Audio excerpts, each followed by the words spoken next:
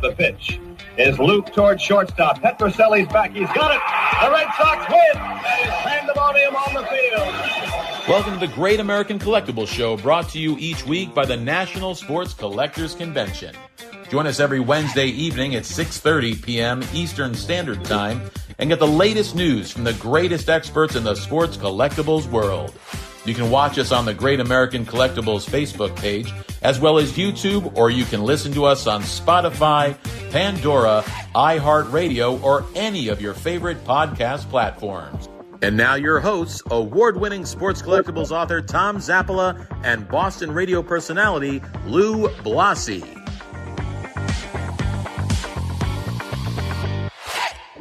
Welcome to the Insanity. Rico, how are you? Hey, how you doing? Say hi to Matt Clark. Say hi to Matt. Matt, I just want to point one thing out, Matt. You notice the hat, the B. Now, the Red Sox, they stink this year. Well, they're not good. But you see Zappola here, he's a fair weather friend. All of a sudden now they stink. They're no good. He said in the beginning, they've got a pretty good team. And they're just not hitting whatever the reason. Stuck. So see, no matter what. Okay, you know what this hat is? Listen, it's a long season. Anything can happen. Right. That's right. This is my sister Anna, your good friend Anna, Rico. Yeah. Gave me this hat. It was given to her. It's one of her Live Nation hats. And she gave it to me. And she said, why don't you wear it on the show? And I said, okay, I would do that. So that's what I'm doing. Yeah. I listen to me. You haven't worn your Red Sox hat. You're full of crap. I wear my Red Sox hat more than you. Lou knows. I know you guys think they stink, but their record is bad, obviously. So anyway, Matt, I just wanted to mention that to the millions of listeners. Louis, can we ever get you to wear a hat? Can we ever get you to wear a baseball cap? Have I ever seen you with? Getting to that point, yes, it's entirely possible. I'm too old to wear it backwards. That's what I really want to do. Wear it backwards. There you go. Welcome to the Great American Collectibles Show. Tom Zapp, Red Sox Hall of Famer Rico Petroselli, our chief bottle washer, the guy that makes it all happen, Lou Blasi, and our special guest today, Matt Clark from Rea Auctions. Brian Dwyer. We asked Brian to come on. Then he said, yeah, I'll come on. And then we blew him off. He said, no, we'd rather have Matt. So Matt's with us. Oh wow. Something like that, yeah. Right? Matt, how you doing? I'm doing well, Tom. How are you? We're good. We're going to be all over the place today. We're going to be talking about you have an auction going on. That's some really, really cool.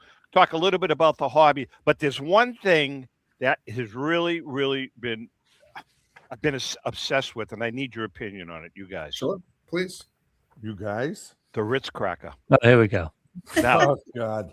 The Ritz Cracker, in my opinion, I have some here every week. I have a little sleeve of them during the show. I eat about a third of a sleeve. And there is no better cracker in the history of crackers. And I'll debate anybody. I think you're cracked. That's what I think. Rico, you can do anything with this cracker. Anything. Yeah, peanut butter, yeah. cottage cheese, guacamole. Use it as a stuffing. Yeah, I don't think we're doing that. Well, we had guacamole last night. Anyway, with Ritz crackers, though. What do you endorse? Are they paying you? No, there's another. But I have a bitch about them too. And Luke, I mean, you're usually in tune with this stuff. This cracker is so much smaller than when I was a kid. Okay, yeah. So much smaller. It's frustrating. Yeah, we feel sorry for you. Jeez. It's a great cracker. Very. I use the word resourceful. Matt, Matt, he's going senile. I told him he's gone. He's totally gone. All right, Matt, let's get into you have an auction coming up, a really cool one. You've got a lot of different items. Right out of the gate, though, I see a 1914 Cracker Jack Cobb PSA 7. Tell us about that card. You brought it. Very nice. Very nice. Private consignor? Tell us a little bit about it. Yeah, in an old-time card collection, a guy collected stuff with his father years ago, and his father had passed away a while ago. Son had held on to the collection, and it was just time to let it go, and this was one of the key pieces in it. Great card. Obviously, Cracker Jacks, we're in kind of a boom for Cracker Jacks right now, so I think the market's going to be pretty heavy after that one. Interestingly, 5 is pretty much like the highest attainable grade that is sold with any sort of in recent history. A 6 hasn't sold in over 5 years, and there's really no public sale records of PSA 7. So it's going to be interesting to see what that one brings for sure. And by the way, if you ever want a copy, Lou knew I was going to throw this one in. Yep. If you ever want a copy of the Cracker Jack Collection Baseball's Prize Players, feel free to go to tomzapplermedia.com. You have no. In. How many do you have left? Like 3? Cracker Jacks are some of the best cards ever made. They're great. Yeah, great. They're beautiful cards. Those T206s and really are. Oh yeah, Matt. Yeah. I don't know if you know anything about the book that Ellen and I are working. I know Brian's been working with us. A new book coming out. Our last one a year from. It's going to be launched at the 2027 National. It's called Legendary Finds in Sports Collecting Treasures. Well, one of the key private collector items that we talk about. It's just. You know Scott Island? You know? I know the set, the 14 set. Oh God, yeah. The SGC set. What a killer set! It's original Randy Stuckmeyer's. Originally Randy Stuckmeyer's. Correct. Yeah. So we're featuring that set in the private collectors.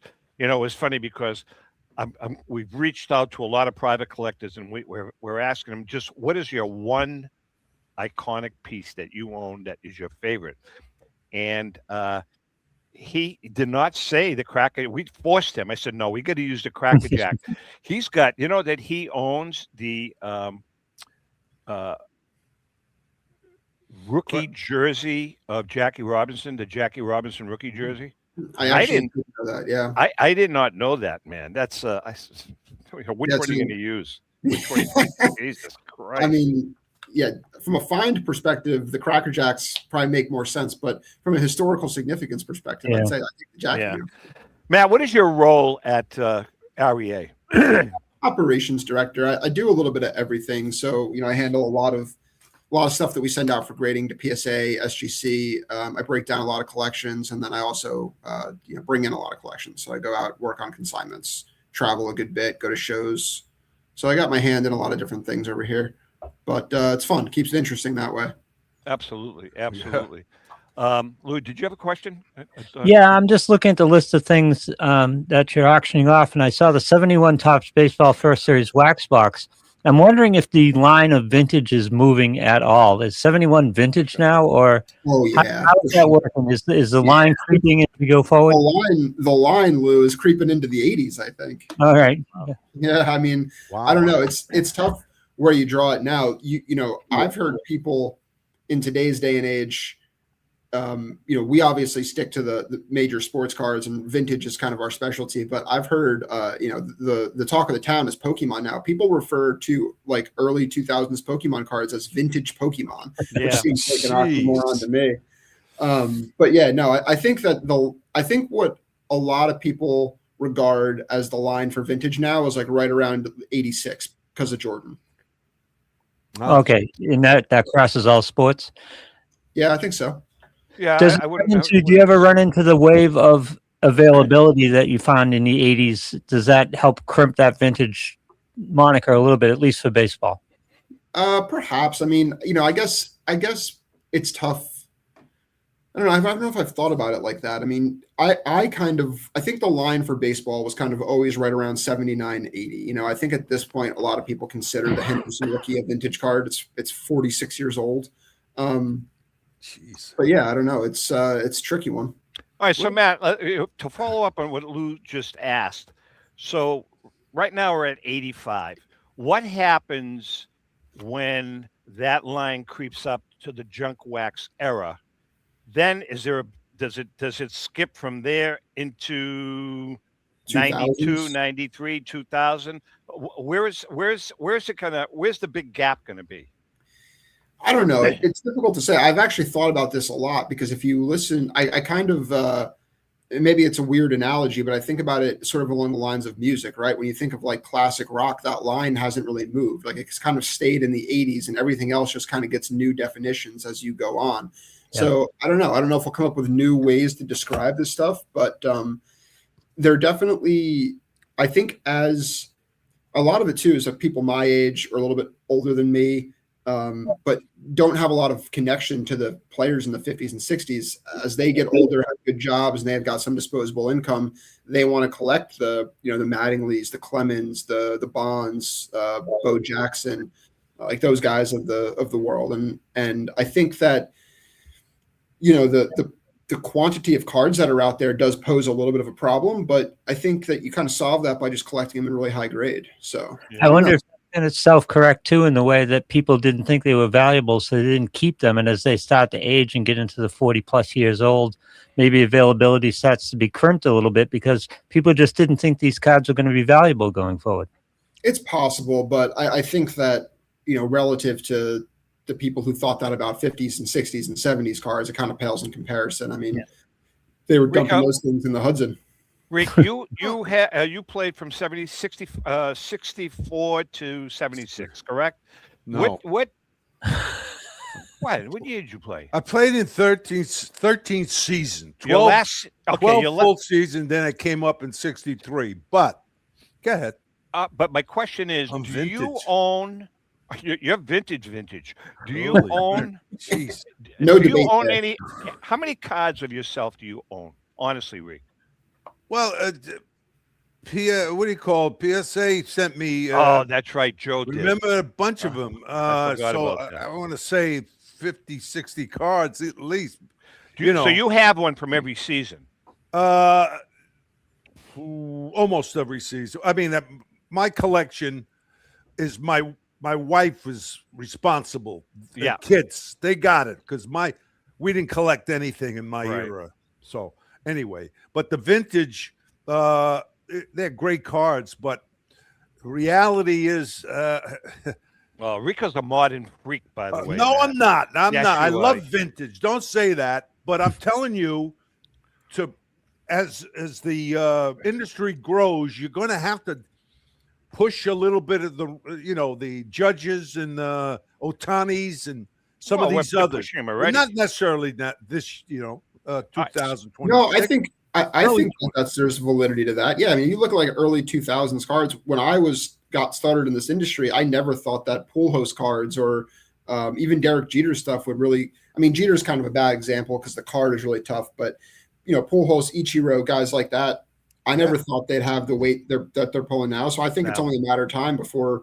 And if you look at the quantity of cards that are out there for those guys in the early 2000s relative to what they're making for guys today, again, night and day difference. Makes that stuff look like there's not a lot out there.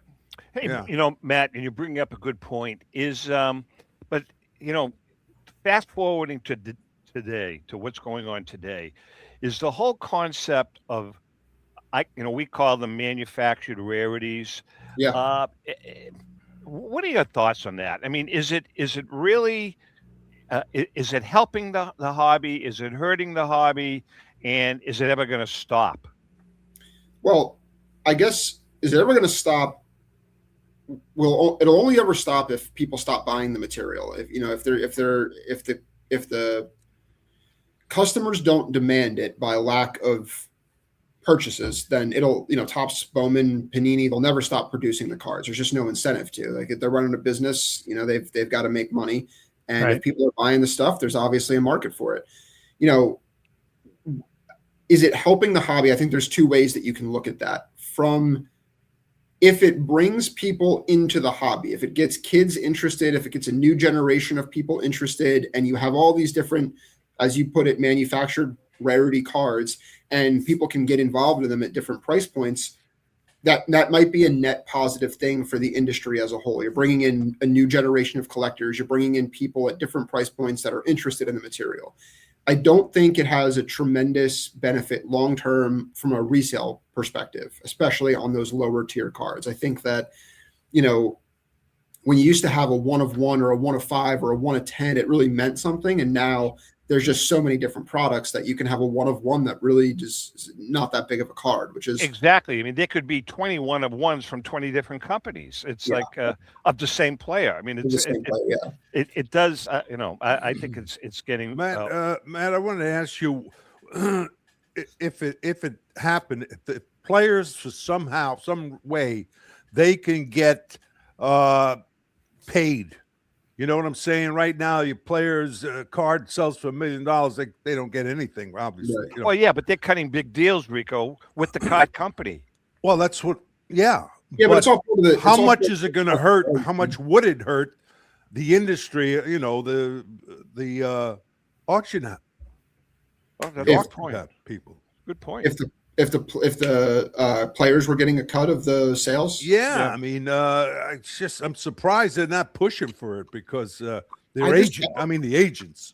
I don't know how you'd enforce it though. You know, once maybe an initial sale, I think you could maybe make an argument, or they could make an argument. But once it trades hands, it's like, you know, if I had a game used mitt from your playing days of yours, like, you know, if you gave it to somebody who sold it to me and I sold it at auction, you know, like I think that at a certain point it's no longer really affiliated with you from an ownership perspective, you know. Right. Like I don't know that that's the type of thing that you're going to get royalties on down the road. I think the players will have a legitimate you know, as they renegotiate, you know, the players association renegotiates you know, their contract with the MLB. I think it is a valid point where it's like, hey, like these cards that we're signing used to be not that big of a deal. Now you've got some of them selling for, you know, mid 7 figures. Like we want kind of a piece of that action. I think that's where they have a legitimate claim to maybe make more money. I hope it doesn't happen.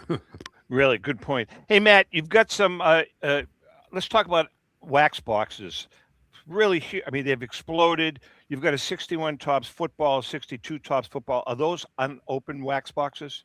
Yeah. So the you know, early 60s wax is super rare. Football, obviously, much less produced than baseball even. So right. I'm really excited about those. 62s you can find periodically. They've traditionally sold in the, you know, low 6 figures. Great box. This is the first 61 football box I've ever seen. So I'm pretty excited about that one.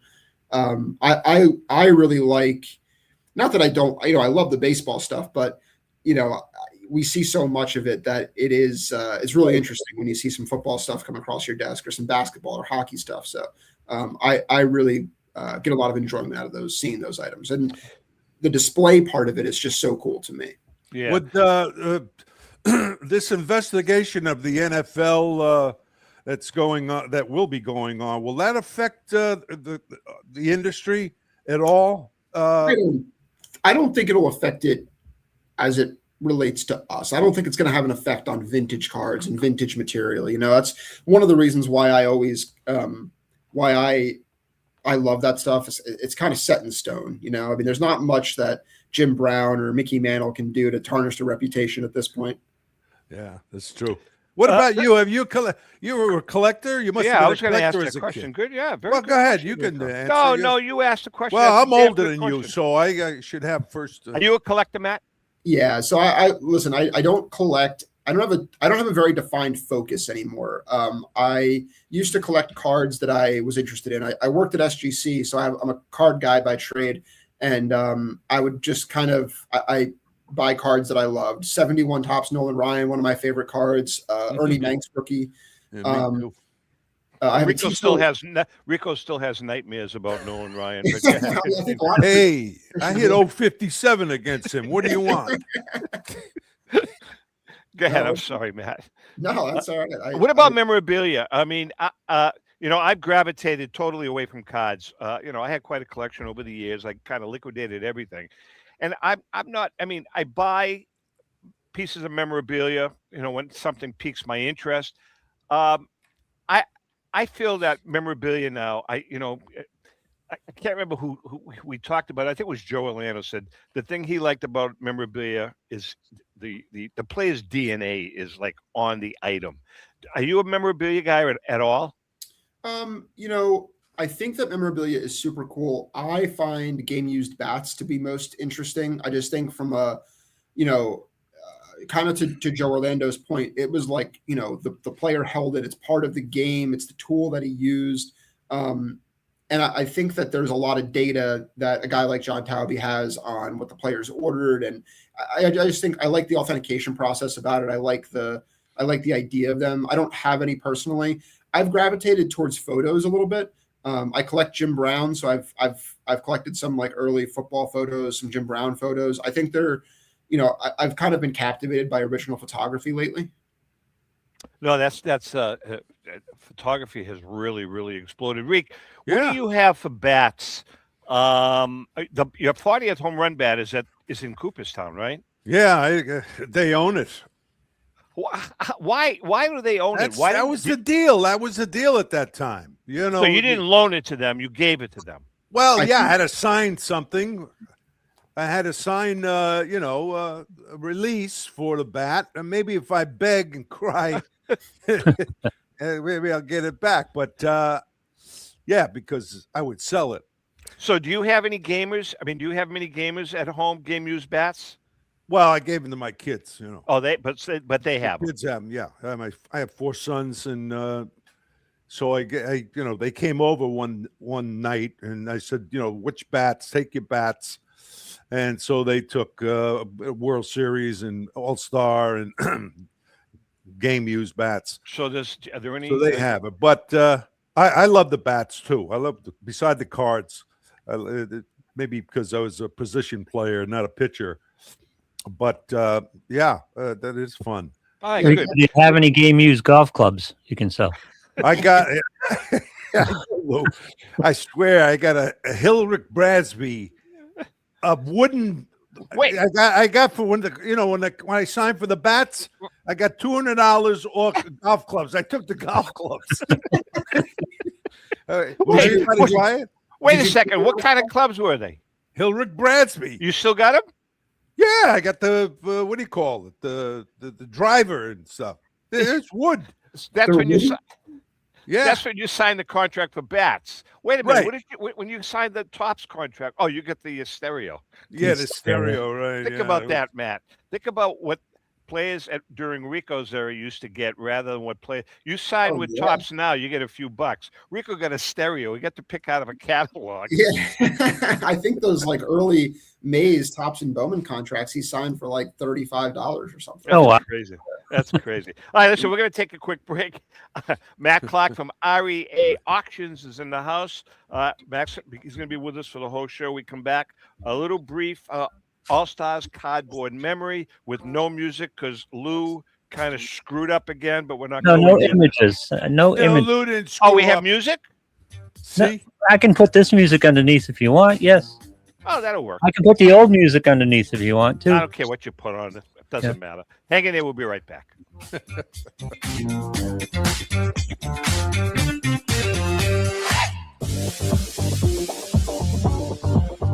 Ian Drent and the staff at Denver's Mile High Card Company have led the charge in the collectibles hobby. Mile High is a full-service dealer specializing in buying and selling cards and offers a competitive consignment program for all collectors. Whether it be their computerized want list service, appraisals, or auction services, Mile High has it all. If you've been searching for a company with a selection of high-grade vintage 1888 to 1970 baseball cards and memorabilia that shares your passion, aim high, Mile High. Go to milehighcardco.com or call 303-840-2784 for more information. Let's go!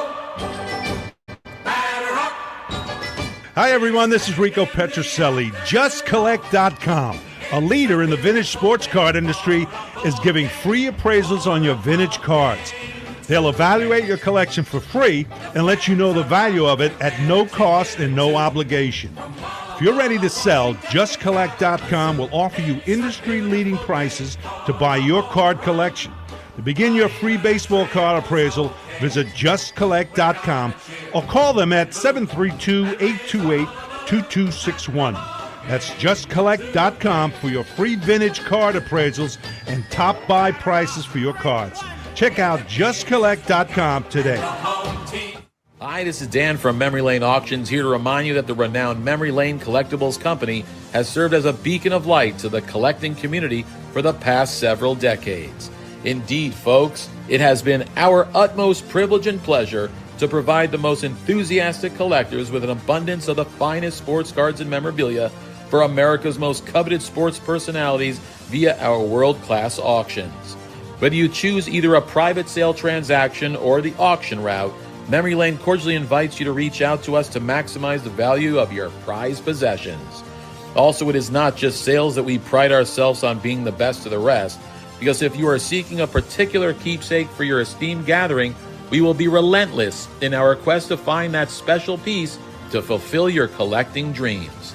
So no time to wait. Reach out to us today for the purposes of capitalizing on our unparalleled marketing capabilities. Simply pick up the phone and dial 877-606-5263. That's 877-606-LANE, or find us on the World Wide Web at www.memorylaneinc.com. Now is the time for your valued consignment to ultimately become another one of Memory Lane's record-setting prices. This is Brian Drent, president of Mile High Card Company. Is your sports card and memorabilia collection properly insured? For easily replaced personal property, homeowners insurance is all most people need. But for prized possessions that you may have spent a lifetime collecting, it doesn't go nearly far enough. Collectibles Insurance Services has been insuring for over 50 years.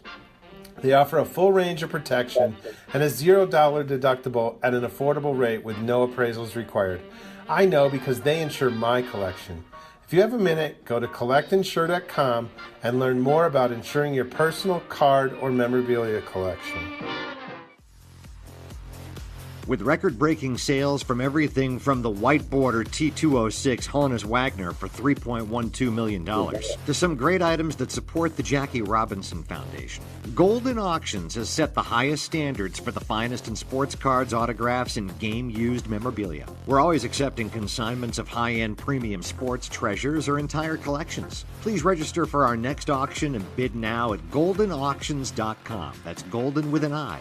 We at Golden Auctions are committed to providing unsurpassed customer service for the discriminating collector. That's exactly why we're the leader in the industry. Visit goldenauctions.com or call 856-767-8550. Remember, Golden Auctions. We don't just break records, we shatter them. How would you like to own the bat that was used by your favorite player when he hit that towering home run or game-winning base hit? Now look no further than JT Sports, specializing in the sale and authentication of professional game-used bats. As the official authenticators of professional model game-used bats for PSA DNA, JT Sports will guarantee the authenticity of any bat purchased from them. JT Sports also buys and sells game-worn uniforms, gloves, and baseball equipment. The unique quality of the collectible is what JT Sports is all about. Give them a call at 609-487-8003 or check them out at GameUseBats.com.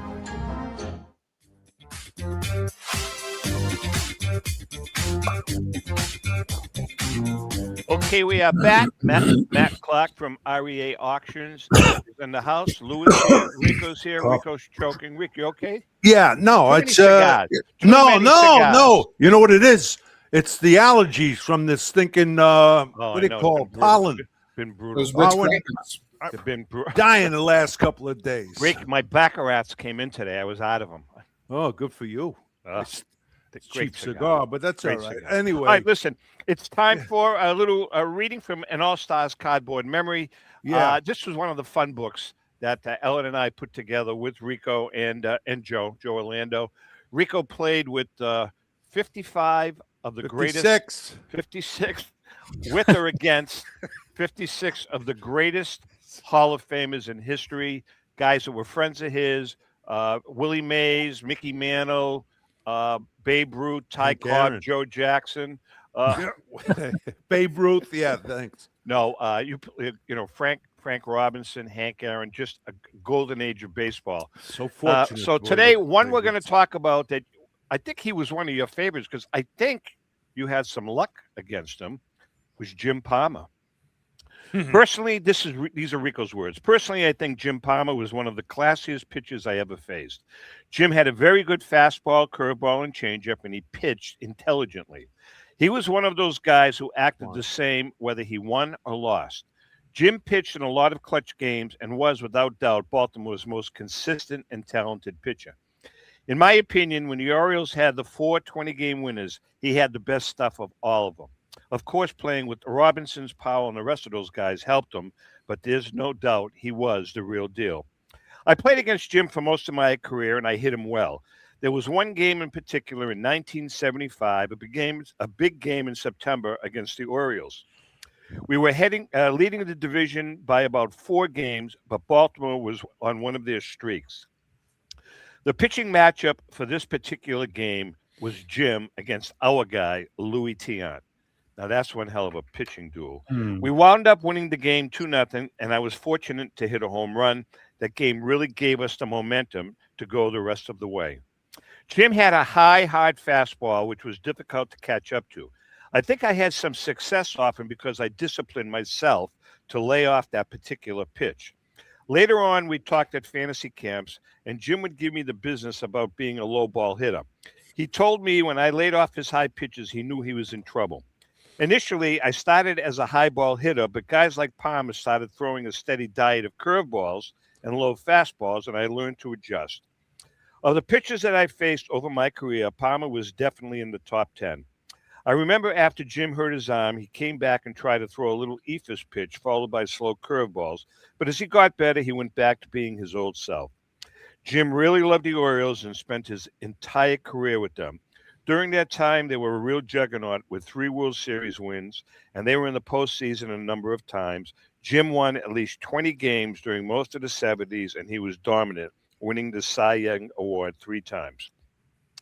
Even though he had some classic confrontation on the mound with Earl Weaver, I think Jim genuinely respected Earl. He was a great pitcher. We've chatted a few times about his off-field endeavors, and I'll tell you, he was a very good businessman. It started with those underwear commercials, and then suddenly he was pitching all kinds of products on TV. Really a down-to-earth guy, one of my favorite, and a great broadcaster, Jim Palmer. Did I say all that? Gee, let me ask a question. Yeah, go ahead. Rico, is he as big a jerk as he seemed like as a broadcaster?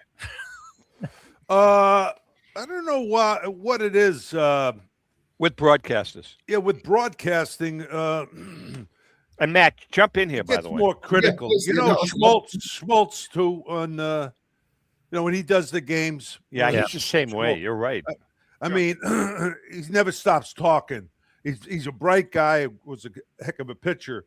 You have the tendency of you got to be careful as the broadcaster because. Well, when you were doing color? Yeah, when you were doing color for the Red Sox, I mean, I don't ever remember any criticism. No, well, I criticized George Scott one time, and the Boomer didn't talk to me for 2 years. But no, who do you think the best broadcaster in baseball is right now? Oh boy, that's a tough one. MLB, Lou and I can answer that. I get MLB, and a lot of the broadcasters are not that great. I'll be honest with you. I'm a Mets fan, and I thought that the team's always been pretty bad, but they've always had some great guys in the booth. Yeah, that's true. Lou, Red Sox, you may disagree with me. I think Don Orsillo is still the best in the business. Don's good. He's San the best Diego in the business. now. San Diego. I think he's just him and Remy by far. They were by so far good. the 2 best ever to be behind him, like in Boston. Just finish off that Palmer. I didn't hit him really great, but I hit him. He jam you, and once in a while I get one over the infield, and but they were great. They had some great players, especially defensively. Yeah, so that anyway, team, that team with the 4 20-game winners, Cuellar, Dobson, Palmer, and what's the other guy's name? He had a great year. I can't remember his name. Dobson? You said Dobson? Yeah, no, Dobson, but Cuellar. No, not Cuellar. The other guy, McNally, Dave McNally. Oh, Dave, Dave. That was a great staff, man. That was. No one cares about this, but my earliest baseball memory, my very first baseball memory, is at Memorial Stadium when Tony C hit a ball over the hedges in center field. Watching the ball go over the hedges. If I think back to my first baseball memory, that's it. Were you there, or was it on TV? No, it was on TV. It was in black and white. I can still see it. Rico, you must have been there. You must have played it. Yeah, of course. But that's the thing. I was thinking of collecting we're talking, of memories. I have memories of, of players. I would buy their cards. Yeah. You know what I mean? Good point. That's a great point. I can't afford, even though I had a 52 mantle as a kid, and it was, we threw it up against the wall. I'm sick, please. But yeah, and that's a lot of the guys, because I was going to ask you, Matt, to maybe give some advice to some of the collectors that are listening. I mean, it's become, the vintage is great, but is it becoming, buy it and sell it, make some money? Yeah, look, I always tell people, you've got to collect what you like. If you're not gonna look, making money is great, and I think that cards over time have been a pretty good vehicle to make some cash for people. But at the end of the day, you need time on your side. You got to be able to hold the stuff for a period of time if you're going to make any money on it. And in my experience, you've got to have a connection to the items. If you don't really enjoy it, then you probably don't hang on to it that much. You see something else that's shiny and you want to go buy it, and you've got this money tied up in a baseball card that you don't care about, and that's the first thing to go. That's what I'm worried. See, I'm worried about that with kids. I love to see the industry stay strong and grow, but Tom, remember was it Cleveland when all those kids? Well, that's what I'm talking about, Rico. And all they were doing is bang, bang. They were flipping cards. They were trading, and all that. The thing that kind of bothers me, Matt, and correct me if I'm wrong. Me growing up, Lou growing up, Rico growing up, when we bought cards, when we collected cards, we never in a million years, at least I didn't. No, none of us did. We never even thought about how much the card was worth. Yeah. I mean, no one thought of that. Today, I just, Rico and I witnessed it. I just think that a lot of the young generation collectors, and I'm talking anywhere from 13 to 25, it's more of a business thing for them than an actual love of the sport, or even a love for the player. And it really bothers me. It does. Times have changed. Times have changed. Times have changed. There is. I do agree with Rico. There's a level. Look. I think that there's an element to it that is kind of sad, right? But it used to be all nostalgia, essentially, or just like, you cherish the items. They were your favorite players. But now it has become a business. If it hadn't, we probably wouldn't be talking about them anymore. If no one cared about buying them, and the modern stuff is a little bit tricky like that with these younger kids, because they're almost playing a game of hot potato. They're going to go over to a guy's table. How about the people that invested in that Zion Williamson card? Yeah, right. Or the people that invested in that Wander Franco card. Luka Doncic, even, Luka's a great player, and he's still doing, and his cards are still rather valuable. But there was a time when they were just on another planet. I mean, they've come down probably. At one point in time, I think silver prism Lucas were like $7,000-8,000 a card. I think now they're in the low thousands. Even LeBron, like LeBron cards, a 2003 Topps Chrome LeBron PSA 10 at one point in time during COVID was a $40,000 card. Came all the way down to $4,000. Crazy, absolutely. Yeah, that's a chance you take. I mean, but if but that's not going to happen, Reek. That's not going to happen with the a 33 Gaudi Nap Lajoie. Or you know what I mean? It's just it's not going to happen.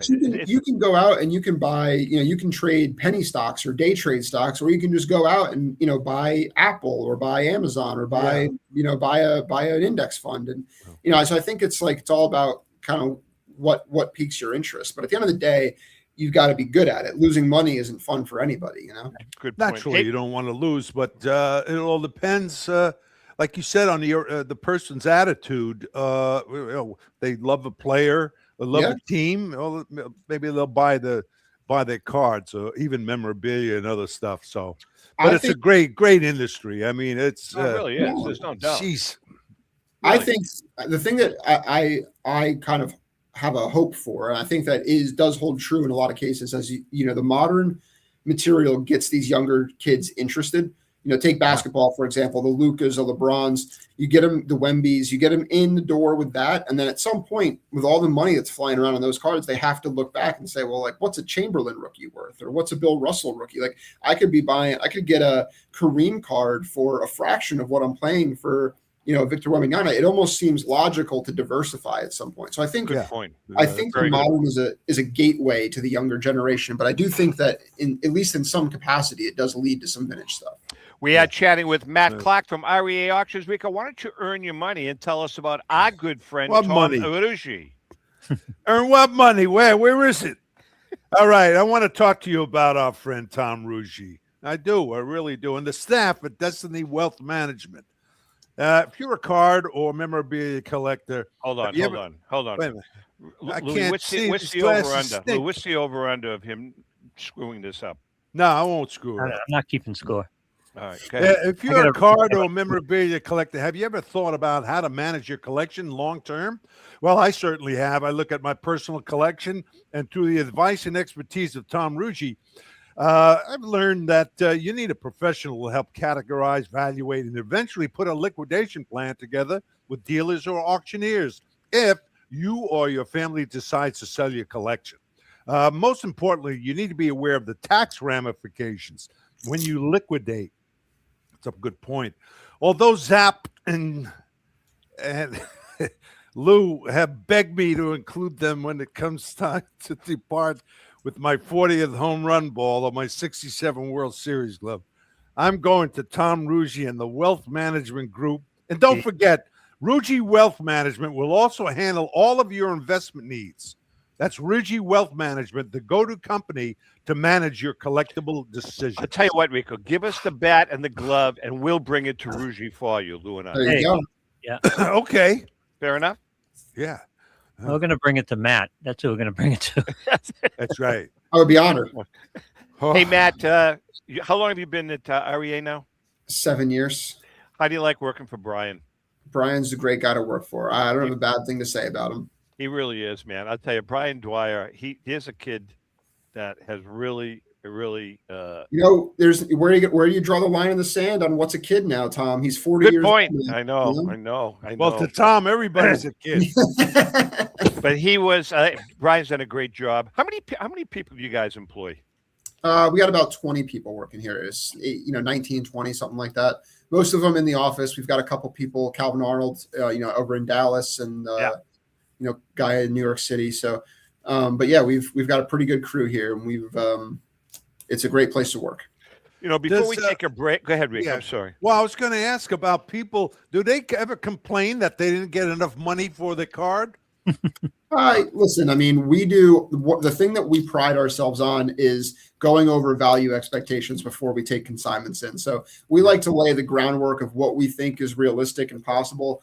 Everyone, people are certainly going to think that the card could have performed better, or the item could have performed better. But at the end of the day, we have very few people who are upset at the end of the process. No, definitely. I mean, we like to make them well aware of what they're getting into. So, before we take a break, Matt, what are your thoughts on this entire backlog situation with PSA and the fact that they're going to have to, curb things for a few months? What are your thoughts on that?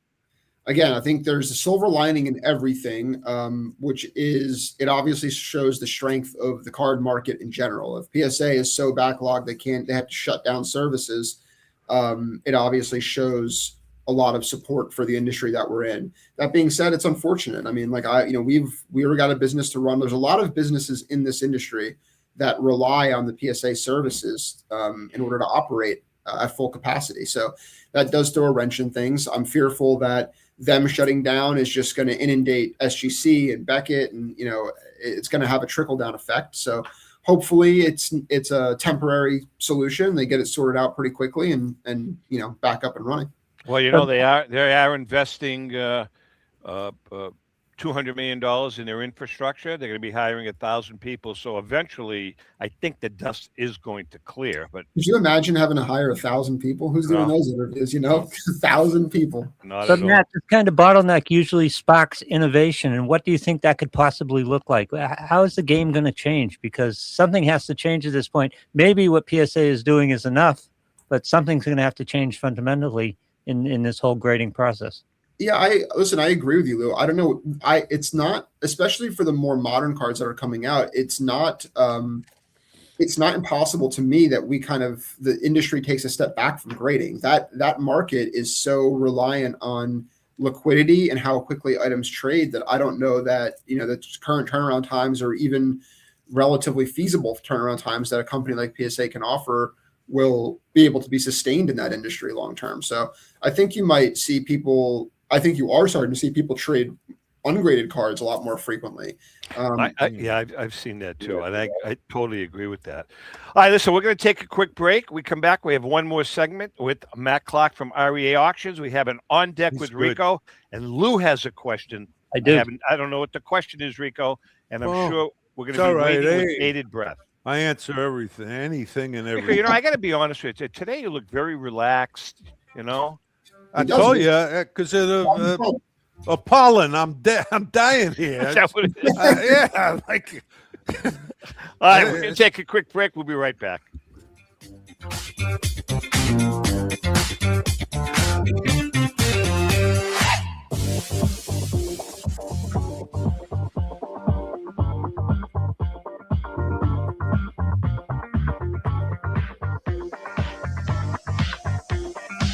Card Company. Is your sports card and memorabilia collection properly insured? For easily replaced personal property, homeowners insurance is all most people need. But for prized possessions that you may have spent a lifetime collecting, it doesn't go nearly far enough. Collectibles Insurance Services has been insuring for over 50 years. They offer a full range of protection and a $0 deductible at an affordable rate with no appraisals required. I know because they insure my collection. If you have a minute, go to collectinsure.com and learn more about insuring your personal card or memorabilia collection. Pristine Auction is a family-owned and operated online auction specializing in autographed memorabilia, sports cards, coins, art, and collectibles. Since their founding in 2010, they've grown to 2 facilities in Phoenix, Arizona, totaling over 60,000 square feet. Jared Cavalier and an incredible staff of over 150 team members serve a very large customer base and enjoy every minute of it. By working with leading authentication companies, Pristine ensures all items are 100% authentic. In addition, third-party authenticators regularly travel to Pristine Auction to provide authentication services on site. Pristine Auction strives to operate its business in a way that's honoring to God, their families, and their customers. With a strong focus on speed, quality, and premier customer service, their mission is to be the leading online auction for every level of collector and fan. Pristine also works for Hope Sports and Identity Hoops International, traveling to Mexico to build houses for the less fortunate. Pristine Auction offers several online auction formats with thousands of auctions ending each day. For more information, go to pristineauction.com. That's Pristine Auction, the best in the business. If you are a discerning collector interested in owning the most important pieces in the hobby, look no further than Leland's Auctions. The original sports auction and appraisal house, Leland's was established in 1985 by legendary Pioneer founder Joshua Leland Evans. And today, President Mike Hefner carries on the tradition. From the Tom Brady card and memorabilia collection to the famed Boston Garden Auction to high-end card auctions from every major sport, Leland's has always maintained the highest standards. Go to Lelands.com and get your bid in. That's Leland's, the hobby's leading sports auction house for 4 decades. It's often been said that championships are won on the practice field, and world records come only to those willing to work harder than everybody else. Heritage Auctions is the world's largest collectibles auctioneer because we believe that becoming the best is only an invitation to the challenge of remaining the best. This requires the skills of the hobby's top experts, capable of identifying and maximizing value for our consigners. It requires the most visited website in the industry, courting a global audience of collectors over 1.5 million strong. It requires a dedicated press department that expands our global reach far beyond the entrenched hobby marketplace. It's hard work, but a simple premise. Present the finest collectibles to the largest population of potential buyers, and world records will come. We invite all listeners to put the unmatched power of Heritage Auctions to work for you. auction evaluations are always free, and our commission-based fee structure ensures that our interests are always aligned. The highest possible price for your collectibles. There will always be new world records to chase, so let's chase them together. Visit our website at ha.com and request your no-obligation review today. Hi, this is Dan from Memory Lane Auctions, here to remind you that the renowned Memory Lane Collectibles Company has served as a beacon of light to the collecting community for the past several decades. Indeed, folks, it has been our utmost privilege and pleasure to provide the most enthusiastic collectors with an abundance of the finest sports cards and memorabilia for America's most coveted sports personalities via our world-class auctions. Whether you choose either a private sale transaction or the auction route, Memory Lane cordially invites you to reach out to us to maximize the value of your prized possessions. Also, it is not just sales that we pride ourselves on being the best of the rest, because if you are seeking a particular keepsake for your esteemed gathering, we will be relentless in our quest to find that special piece to fulfill your collecting dreams. So no time to wait. Reach out to us today for the purposes of capitalizing on our unparalleled marketing capabilities. Simply pick up the phone and dial 877-606-5263. That's 877-606-LANE, or find us on the World Wide Web at www.memorylaneinc.com. Now is the time for your valued consignment to ultimately become another one of Memory Lane's record-setting prices. Hey, I'm Mike Petroselli. If your company is looking for the best in marketing and promotional items, you'll hit a home run with Petroselli Marketing. With over 8,000 suppliers and 650,000 imprint-ready items, we can get your company the visibility it needs to get your maximum exposure. Whether it be office promotions, wearables, automotive, sports items, and everything in between, Petroselli Marketing can do it all. Our design staff will even work with you from concept to delivery and customize your products. At Petroselli Marketing Group, we will get your brand in front of your audience. Contact us at info@petrosellimkt.com or call us at 603-880-3202. That's Petroselli Marketing, where no dream is impossible. Paul, will you, for Pete's sakes, you got all kinds of stuff. Oh, I was muted. Was I muted? You're muted, all right. All right, what do you got? I don't know. What do you Tell got? us about Petroselli Marketing. Well, my son, I started it in 1999. My son came about 8 years later, and then he took over after a couple of years. He's an excellent salesman. He makes sure everything is really perfect. You guys do very well. Yeah, and Matt, I mean, Matt. Yes, Rico, he showers Lou and I with promotional items from Petroselli Marketing. Like you see, this is a Petroselli Marketing pen, and Lou and I now own 10 million each of these. All right, I'm reselling them on eBay. Ask and you shall receive. That's all. Hey, listen, we might be in the market for some pens in the near future. We'll reach out. There we go. I mean, they really do right. I mean, they work. Yeah, I hope so. Yeah, that's like the minimum requirement for me in pens is that they write. All right. He comes out a commission on that. All right, it's time for our segment On Deck with Rico, brought to us by guess who? Our friend Brian Dwyer and the great staff at REA Auctions. Yeah. Don't forget to get your bid in by going to collectrea.com. That's Robert Edward Auctions for extraordinary results and extraordinary service. This week, Rico, we have a special question from somebody that you know, and he's going to ask the question right now. One Louis Blasty. Go. Yeah. Okay, so Rico, when a reliever comes in now, or if I know who the Red Sox are facing this afternoon, who they're going to lose to this afternoon for a starting pitcher, I can look up their pitch deployment. I can look up their velocity. I can look up heat maps, pitch movements. I can do it in the time the relief pitcher warms up. So I know what's coming with that pitcher. What I was curious about was back in the day when you guys had a relief pitcher coming in, or it was 67 and you're facing Gibson, or 75 and you're facing Raleigh Eastwick. How do you prepare for pitchers without all this analytics information? What were the discussions like? Did you know what to expect when you went up against a pitcher that you hadn't seen yet? Yeah, in the you mentioned the World Series. It's a little different, but we face these guys.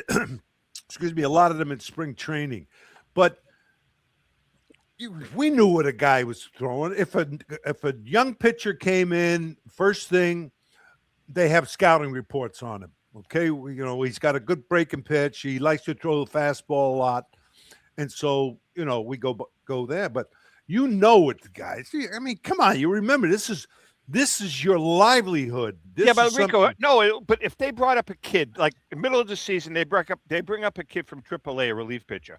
You've never seen him before. Do they have? Well, actually, they have to bring up the kid before the game starts. So they must have. You guys must have. Got reports. Yeah. I had to make reports when I managed in AAA and AA. Yeah. I had to make reports on every single player in the league. Really? Every single player, what he pitched. But yeah, the guys in the league, of course, the starters and all that, what they throw you, what they have, what type of fastballs and stuff. And then when a young kid comes in, a lot of times you take a pitch or two to see what velocity he has that particular day. But we kept it in our heads. Some guys, Lou, that did write them down. I'll bet, yeah. Yeah, they used to. I think Fred Lynn was one of the guys too. Kept like a notebook. Yeah, a little notebook on this guy, what he did to him. Now they have the computers and they can see. Everything's there. I wish we had them. I don't begrudge them. Well, they all have. Louis, you've noticed it. I mean, when you watch a Red Sox game, they all have a card in their back pocket. Yeah. Oh yeah, and if you watch when a reliever comes in, they'll be looking at the iPad and they'll be looking at release point and the pitcher's motion and things like that, and all this other information is available. Like I said, I can look it up while he's warming up, so I have that information. They must have it. So, what was the scouting report on Bob Gibson? Just give up? Go back to the dugout. My old man says, Petrocelli, you're a bum after I struck out 4 times against him. But, hey, there's another follow-up question. This is from Tony Fiorino. What was the single greatest moment, Rico, the single greatest moment in your career? That's really tough. Whether it didn't have to be an at-bat, just a single great moment. I'd say getting my first hit. Really? Did Yeah. you get your first hit in your first game or no? Yeah. In 1963, I think it was, I came up in September, traveled with the team and all that. We came back to Fenway and I finally got in one game and I got a double off the wall. Was it your first at bat? First. Yeah. No, I don't remember. I'll be honest with you. But it was the first hit. I got the ball. I still have it. And that was a great thrill. The 1,200 people that were in the stands really gave me a big ovation. And the second they would be hitting, a couple of home runs in the World Series. Then what about a non-6? Yeah. Like what about the Fisk home run? Yeah, that was wonderful to watch. Yeah, of course, that was great. What about the phone conversation with Dick Raditz and Dennis Eckersley? That was one of my favorites. Yeah. No, Matt, you don't know. No, Matt. No, Matt. We're gonna tell him real quickly, Matt. No, it's still considered. I think, Lou. Oh God, yes. Wrong. It's considered Hall of Fame radio moment. A Hall of Fame Boston radio moment that is in the probably top 3 or 4 of all time. When Rico was on WEEI, which was the flagship station of the Red Sox. Plus, I think they were the number 2 in the country behind WFAN. Mm-hmm. And Rico happened to be a guest of Glenn Ordway on the afternoon drive time show. and Dennis Eckersley Dick called Raddatz. in. Dick Raddatz was on the show with him, the relief pitcher. And Dennis Eckersley had a couple of cocktails and called into the studio and started getting into it with Rico. And Rico Petrocelli on the air challenged him to meet him in the parking lot. Come on down. I said, come on down here. He was criticizing Dick. Dick Williams was saying the pitcher's he's got a little sore arm. He's not goes on the injured list. Yep. So he was criticizing. Come on, guys. So Eckersley was listening, and he calls up, and he was feeling pretty good. And he started ripping on Raddatz. And then when he said, "Would you ever do?" That's what got me really mad.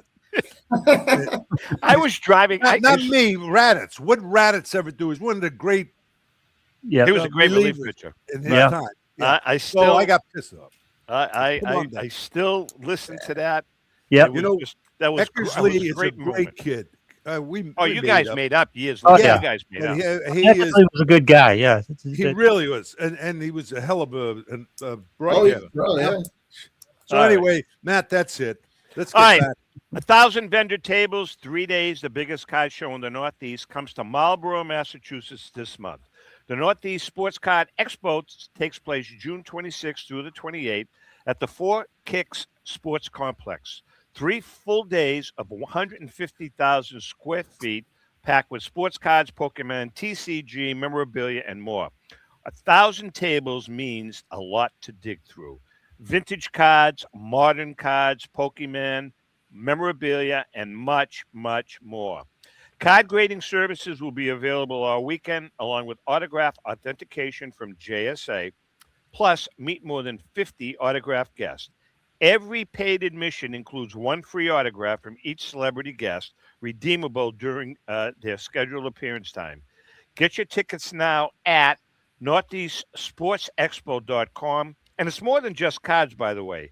Trade night over 2 nights, raffles, World Series trophies, mascots, food trucks, and more all weekend long.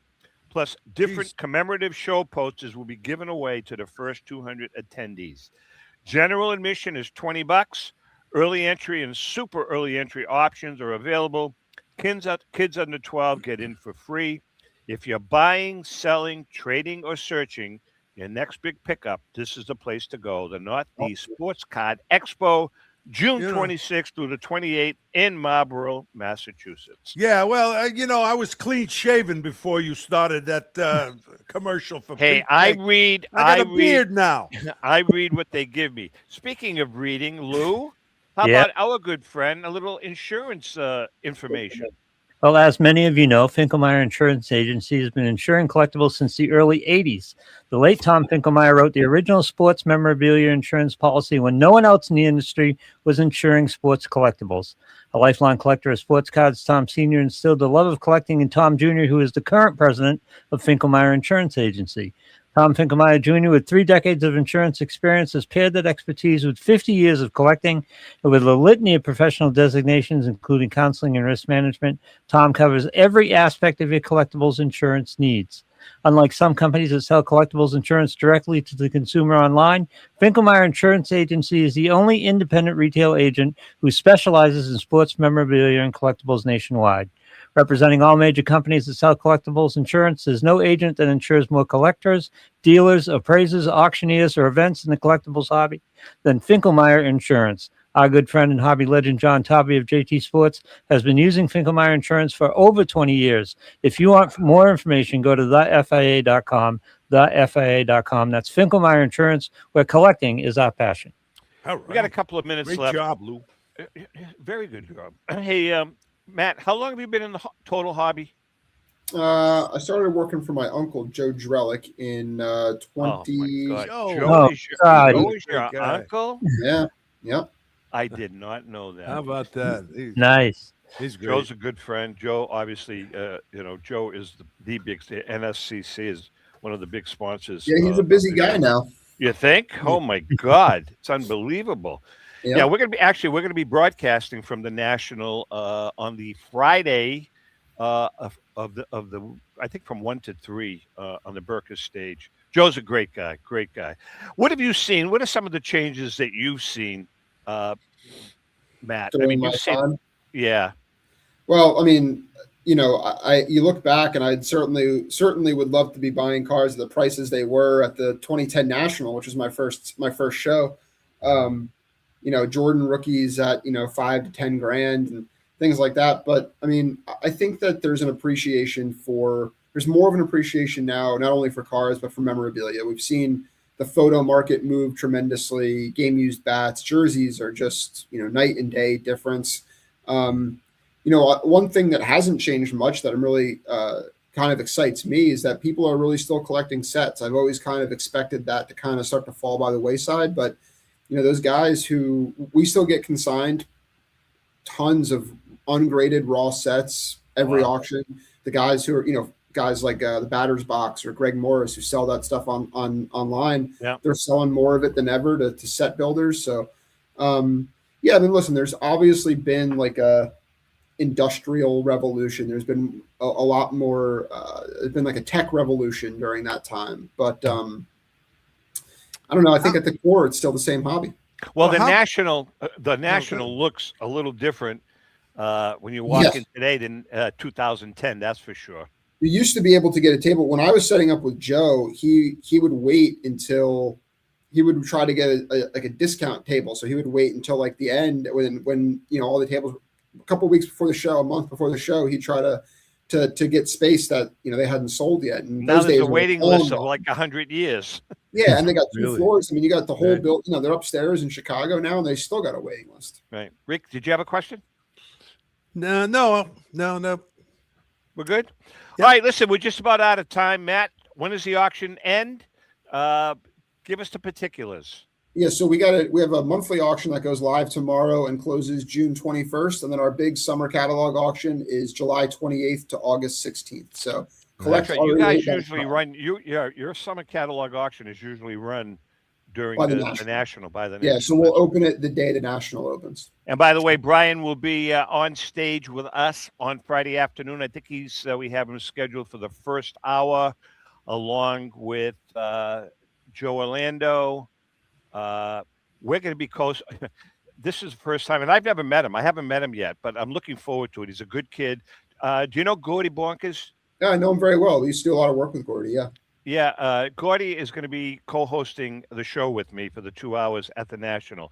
Looking forward to it. A good kid, vintage guy, seems to be a vintage guy. So we're going to have some fun. Vintage guy, very ambitious, building a great business. Really has. He's really picked up a great following. He's all indications from everyone that he's a great guy. Matt, can't thank you enough. Make sure you say hi to everyone. Say hi to Brian. To our viewers and listeners, Rico. Great job too, man. Great job today, Rick. You had your A game. You had your A game. Right. What does that mean? Lou, he's the man. Lou, great job as always. He keeps it all together. Thank you guys for having me on. I appreciate it. All right, Matt. Thank you, Rico. Take care. To our viewers and listeners, happy collecting. Yep. Talk to you guys soon. Okay. Bye.